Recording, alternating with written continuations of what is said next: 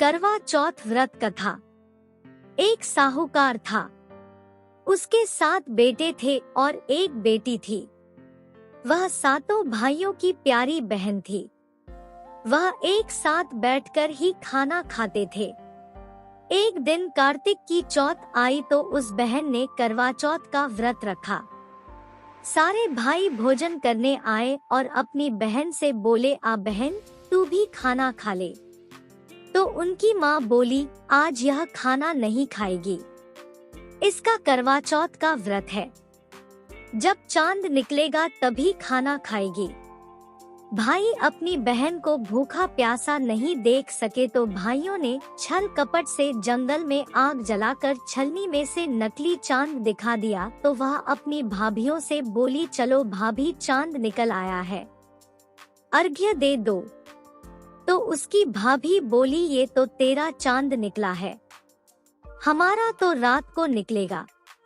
यह सुनकर भाइयों के कहने से उसने चांद को अर्घ्य दे दिया और खाने बैठ गई। पहला टुकड़ा तोड़ा तो बाल निकला, दूसरा टुकड़ा तोड़ा तो छींक मारी, तीसरा टुकड़ा तोड़ा तो राजा के घर से बुलावा आ गया कि राजा का लड़का बीमार है, जल्दी लड़की को भेजो। माँ ने लड़की के पहनने के लिए 3 बार संदूक खोला, तीनों बार सफेद कपड़े निकले। अब उसको सफेद कपड़े पहनाकर ही ससुराल भेज दिया और माँ ने लड़की के पल्ले में एक सोने का सिक्का बांध दिया और बोली, रास्ते में जो भी मिले उसके पैर पड़ती जाना और जो तुझे सुहाग का आशीष दे उसे सोने का सिक्का दे देना और पल्ले को गांठ लगा लेना। अब उसे रास्ते में जो कोई भी मिला सबके पैर पड़ी, पर किसी ने भी सुहाग का आशीष नहीं दिया। अब वह ससुराल में आई तो दरवाजे पर छोटी ननद खड़ी थी। वह उसके पैर पड़ी तो ननद बोली, सीली हो, सपूती हो, 7 बेटों की माँ हो, मेरे भाई का सुख देख। अब उसने सोने का सिक्का ननद को देकर पल्ले को गांठ मार ली। उसके बाद वह अंदर आई। आकर देखा कि उसका पति मरा पड़ा है। अब वह उसे लेकर एक कोठरी में पड़ी रही। 1 साल तक उसकी सेवा की। उसकी सास दासी के हाथ बची खुची रोटी भेज देती। इस प्रकार उसे अपने पति की सेवा करते करते 1 साल हो गया। करवा चौथ का व्रत आया। सारी पड़ोस ने नहा धोकर करवा चौथ का व्रत रखा। सबने हाथों में मेहंदी लगाई, चूड़ियां पहनी। वह सब देखती रही। एक पड़ोसन बोली, तू भी करवा चौथ का व्रत कर ले। तब वह बोली, मैं कैसे करूं? तो वह बोली, चौथ माता की कृपा से सब ठीक हो जाएगा। उसके कहने से उसने भी व्रत रखा। थोड़ी देर के बाद करवे बेचने वाली आई, करवे लोरी, करवे लो, भाइयों की प्यारी, करवे लो, ऐ करवे वाली, मेरे को भी करवे दे जा। वह कहने लगी, मेरी दूसरी बहन आएगी, वो तेरे को करवे देगी। दूसरी आई, करवे लोरी, करवे लो, भाइयों की प्यारी, करवे लो। वह फिर बोली, ऐ करवे वाली, मेरे को भी करवे दे जा। तो वह बोली, मेरी तीसरी बहन आएगी, वो तेरे को देगी। इस तरह 5 बहन आकर चली गई, पर किसी ने भी करवे नहीं दिए। फिर छठी बहन आई और बोली, मेरी 7वीं बहन आएगी, वह तुझे करवे देगी।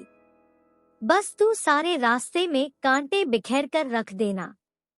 जब वह खूब चिल्लाती हुई आएगी तो उसके पैर में कांटा चुभ जाएगा, तब तू सुई लेकर बैठ जाना और उसका पैर पकड़कर छोड़ना मत और उसके पैर का कांटा तुम निकाल देना, तो वह तेरे को आशीर्वाद देगी। भाई जियो, साईं जियो। जब वह तुझे आशीर्वाद देगी उससे करवे मांग लेना, तब वह तुझे करवे देकर जाएगी। फिर तू उजमन करना, जिससे तेरा पति अच्छा हो जाएगा। अब उसने वैसा ही किया। सारे रास्ते में कांटे बिछा दिए। जब वो करवे लेकर खूब चिल्लाती हुई आई तो उसके पैर में कांटा चुभ गया। उसने उसका पैर पकड़कर छोड़ा नहीं और उसके कांटे निकाल दिए। तो उसने आशीर्वाद दिया। तब वह बोली, जब तूने मुझे आशीर्वाद दिया है तो करवे भी देकर जा। तो वह बोली, तूने तो मुझे ठग लिया। यह कहकर उसने उसे करवे दे दिए। अब करवे लेकर उसने उजमन की तैयारी की। व्रत रखा। राजा का लड़का ठीक हो गया और बोला, मैं बहुत सोया। वह बोली, सोए नहीं, 12 महीने हो गए तेरी सेवा करते करते। फिर उसने चौथ माता का उजमन अच्छी तरह से किया। अब उसने चौथ माता की कहानी सुनी और उजमन किया।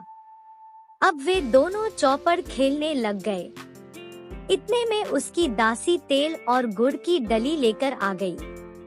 दोनों को खेलते देखकर सासू से जाकर बोली, महलों में खूब रौनक है, तेरी बहू चौपड़ सार खेल रही है। इतना सुनकर सासू देखने को आई।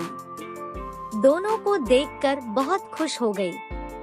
बहू ने सासू के पैर दबाए और सासू बोली, बहू सच सच बता, तूने क्या किया? उसने सारा हाल अपनी सासू को बताया तो राजा ने सारे शहर में ढिंढोरा पिटवाया कि अपने पति की जीवन सुरक्षा के लिए सब बहनें करवा चौथ का व्रत रखें।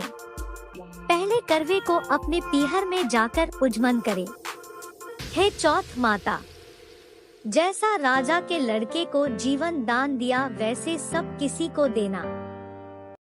ऐसे और भी वीडियो के लिए चैनल को सब्सक्राइब करें और वीडियो को लाइक करें। Thanks for watching.